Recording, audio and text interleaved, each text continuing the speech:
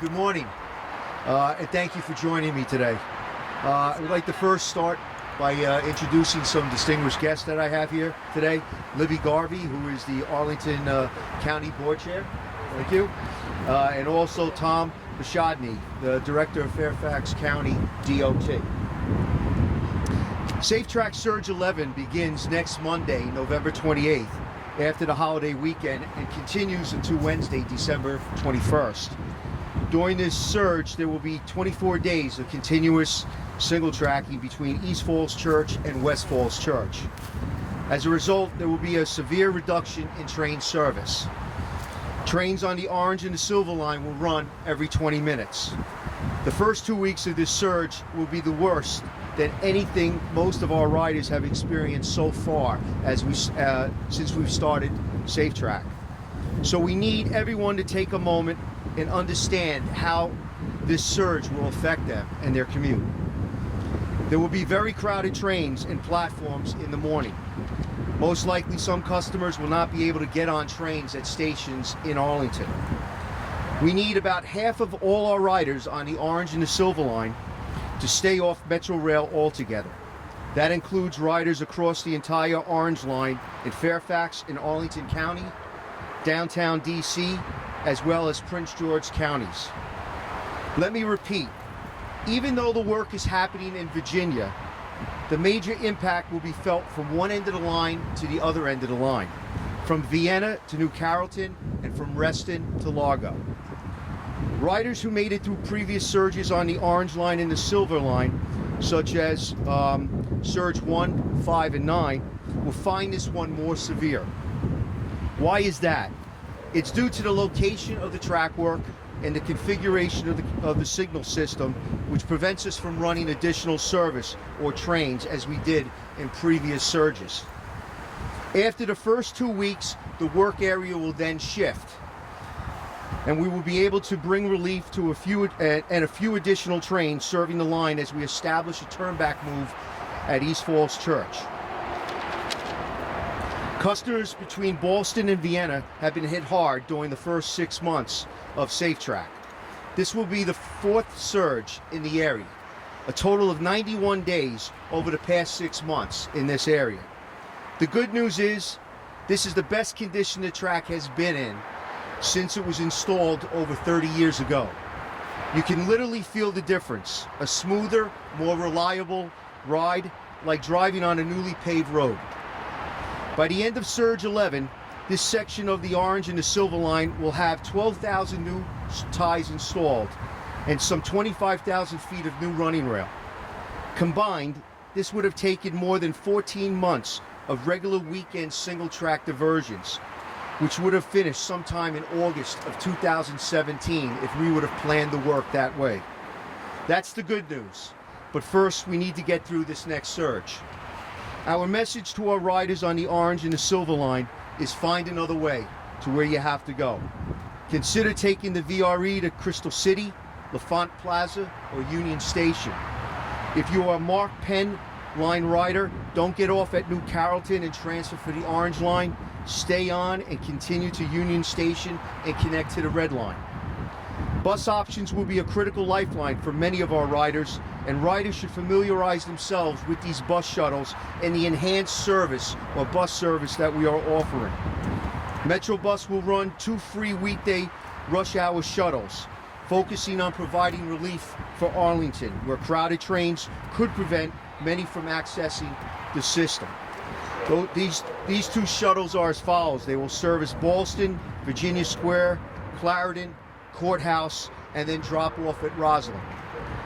The second shuttle will be Boston, Virginia Square, Clarendon, and drop off at Pentagon. In addition, Fairfax Connector will provide weekday rush hour buses between Vienna and Pentagon, and between Herndon, Monroe, Park and Ride, and Pentagon. Orange Line customers should consider taking one of these shuttle bus options to Pentagon and then transfer to the Yellow Line to get downtown. Metrobus will also offer enhanced service on the 5A, the 3Y, 2A, and 38B. These routes carried some 2,500 additional riders during rush periods in previous surges. And finally, I urge customers and businesses to consider options of teleworking. We simply do not have the capacity to accommodate everyone, and we need the region to be flexible. Service reductions will be greater than in previous surges in the area, and as I said earlier, we need at least half of all the Orange and Silver Line customers to find another way to where they have to go. Now, I would like to provide a quick update on what's next. When this surge concludes on December 21st, we will take a break from rush hour surges for the entire month of January. We have already committed to pausing SafeTrack work over the December holidays and the week of the inauguration. During the worst weeks of our winter weather, we will focus our track work in the underground portions of our railroad. We will conduct work in the late evenings and overnight periods, minimizing the impact on rush hour commuters. We are looking strategically at the work ahead for all of us, and will announce upcoming surge schedules sometime in January, but at least give our customers 1 month's notice before we begin the work. And details about SafeTrack, including the Surge 11, and travel alternatives, can be found on our webpage. And at this time, I would like to bring forward Libby Garvey, the Arlington County Board Chair, to say a few words. Thank you. Thank you so mugoing Well, good morning. And I think the message today is really the message we've been giving for the whole time, except it's more so, because this surge is going to be, it's going to be a lot more people affected. It's going to be intense for the first 2 weeks, and the message really is the same. We in Arlington, we're upping our ART bus service and encouraging people to use buses. We're encouraging people to carpool. If you decide you're doing a car, try not to drive alone. Please go with other folks. Telecommuting. Telecommuting is something we really all are getting a lot more comfortable with in this day and age. This is the time to do that. In Arlington, we actually have some training we've been providing training for our supervisors on how to help people telecommute and how to make that work better in your office. So just look at what we've been doing and do more of it. Try to get more people to telecommute, more people to ride buses, and use the shuttle service that we've got. I want to actually thank Metro for a couple of reasons. One, for doing this, safety first. It's about time that safety is absolutely our number one concern, and I'm really pleased to see that. This is work that's been long overdue. It's got to be done. I want to thank them for not for taking a break from all of this during the holiday season in January, when it would have been really most difficult for everybody. We've got most people coming. That's a good thing. And so, as we've said before, this is work that's got to be done. It's difficult, but it's short-term pain for a lot of gain, and it's something that we need to do. We're working together as a region to make it work as well as we can for everyone. And with that, I'd like to turn it over to Tom Skladny from Fairfax County.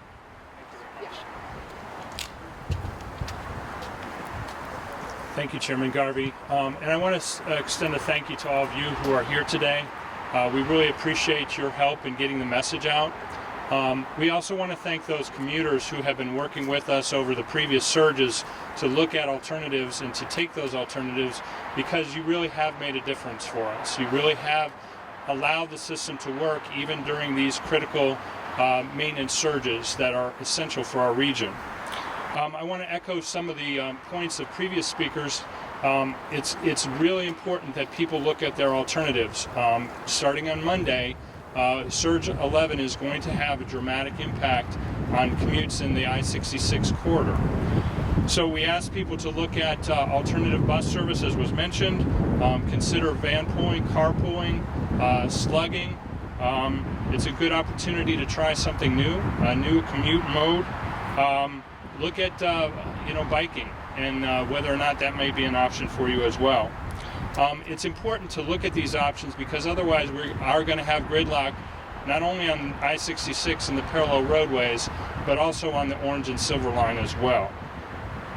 If you have tried an alternative in the past, we appreciate that, but we urge you to reconsider those, because some of those alternatives may work differently this time than they have in past surges. And so we urge you, particularly our Fairfax County residents, to go to fairfaxcounty.gov/SafeTrack and look at the options that are available to you. As was mentioned earlier, we are going to be running the Vienna to Pentagon shuttle during rush hour every 20 minutes. We are going to be supplementing service from the Wheelie Reston East park and ride lot, not the Herndon Monroe park and ride lot, but really Reston East to the Pentagon during the peak periods. In addition to that, we have service in the southern part of the county for some of the riders that may have that option, from the Saratoga park and ride lot to the Pentagon. That service also runs every 20 minutes. We've had very good response to those alternatives in the past, and so we encourage you to consider them again this time. I also want to spend a minute talking about those people who currently drive alone. Whether you're on 66, whether you're on 29, whether you're on 50, or one of the other parallel roads, those commutes are going to change. There are going to be more people competing for those spaces. So we urge those people who regularly drive alone to look at some of these options as well. If we all work together, we can get through this. We've gotten through the past surges, and we can get through this one as well. But we really need everybody to look at those options and to try them out. In addition to that, we just want to re-emphasize, for those people who currently use transit, going to single occupant vehicles is really not a good option. There are a number of other options that probably work a lot better. For those of you who drive alone, consider some of these transit options, at least for the short term. Consider carpooling, consider picking somebody up at a park and ride lot or a van pool. Teleworking and alternative work schedules are also very important. And we actually encourage our employers here in Fairfax County to be flexible with your employees, to allow them enhanced teleworking or additional teleworking days, alternative work schedules, and encourage them to take transit and alternatives as well. So with that, thank you all for being here. Thanks for the community for their response to previous surges, and I think we're happy to answer any questions at this time. Mr. Leader, about the change to the schedule, or however you want to put it, about the track work, what happens to the other surges now that had been planned or for potentially January and so on? They will get done. I think what we decided to do is, as the winter months come, if we had opened up track like we've done before, if you had 9 days or 24 days out and we had a snowstorm, you'd be limited to what you could do with service. And what you would like to do when you run service through a snowstorm is keep the iron straight. And that's what we call it. You want to run your train straight, and the only time you want to use your interlockings is at your terminal locations. So we decided to take a look at that and plan our work indoors. One of the issues we're going to be dealing with during this surge is as we install our continuous welded rail, and right now we're at temperatures in the 40s, or at night we'll be in the 30s. I think about a week ago we were somewhere around 67, 70. We probably could install the rail without heating it. But now as we install rail this week, if we stay at this temperature, we'll have to heat the continuous welded rail to bring it up to its mean temperature. So as you enter into the winter months, we're just re-looking at the work. But the surges that were identified, the track work that was identified, will get done before the end of SafeTrack. What kind of outreach is there going to be on those underground projects you mentioned that'll be happening during the month of January? Are they going to be sort of mini surges you'll be announcing in advance? Yes, yeah. There'll be like early outs in the evening times, and they'll be going back in the morning, stuff like that. That's what we're looking to do. And there we can control it. So if we have a storm coming, we could always say, hey, we could suspend the work for that night, take those forces and apply them to where we need them for that storm. So that's why that's part of the strategic look that we're taking as we move forward with our scheduling. So this will be the last surge of 2016? Correct. And how anticipated is that not continuing work until January? I'm not sure if I understand. Well, I don't think we were. I think we said earlier that we were going to look to start, moving the schedule as needed. I think we said that sometime right after East Falls Church derailment. So I don't think this was anything new, but as what I've asked my planning team to do is really look at the winter months that are coming forward now and look at what work really should take place underground. It makes absolute sense to do that, and then once we're past our winter months, we'll come back outside again. So that would mean till the next surge might not be till April, or no, we're probably looking sometime in February to start up again. Even though the snow is still an issue. But that work will be underground. Okay, that work will be underground. Do we know the number of riders that this surge will affect? 10,000? Yeah, we'll get it for you. I thought it might have been around 10,000. I'm not too sure. It is? Okay. It seems like the challenges and the winter came on already. How tough is this range? Well, you know, it's one of the things when you do construction work, it's so hard to plan. I mean, we've had some very warm winters. We've had some winters where, we haven't had as much snow. It's very difficult to plan. So what you have to be is somewhat flexible as you move forward, but you want to place yourself strategically in a good spot. So that's what I asked my staff to do, is not open up something on the outside in the middle of the winter, and we wouldn't be able to close it back and be able to run the service we would want to during the winter months. Sounds like riders are going to be equally flexible now. Is that sort of what you're understanding? Well, we hope so. We know this has been a challenging time. We all believe, we've all said this before, our goal is after SafeTrack is over, that we will never have to go back to SafeTrack and get into our program maintenance, and that's really what we want to do. On this surge, you've got the 2 shuttle buses in the Virginia side, but the cuts are also on the Maryland side.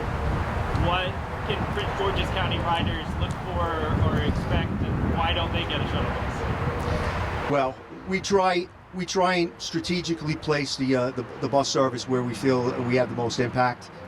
We also will have some gap trains, strategically placed that can help us. If we feel like some of the stations are getting overcrowded and we need some additional service. So staff has been looking at that, and we will continue to do so as we move get close to Monday. And a similar complaint from Blue Line riders. There's all this space in the tunnel. Everyone said the Roslyn Tunnel is why we can't run the Blue Line. So why no additional Blue Line trains on this show? Well, I think the problem with the Blue Line train is really the type of headway you run on the AM and the PM rush. You're running about a 3-minute headway, and to try and squeeze more trains in there is just very difficult. So, but we will have gap trains that can, get into service as quickly as possible and be able to ease some of the overcrowding as we see it, especially through the core. You mentioned this already. Can you reemphasize the headways that Orange and Silver Line riders will see during this? They'll be seeing about 20-minute headways. So and we're, as my remarks said before, we really need everybody and the guest speakers to really take a look at this surge and to look at alternative ways to get to wherever they have to go in the next couple of weeks, whether it's to work or somewhere else. And the current red line surge, any kind of general statement about what's been accomplished, what's left to be accomplished? Or? I think great work. I mean, it's been a tough surge. But we've had new interlockings go in, a lot of grout pad work that was needed, and I was just there this past Saturday walking it, and the track is in very good shape. And also we took the opportunity to start attacking some of the issues at the Rhode Island Avenue station, and that contract work is moving along very well.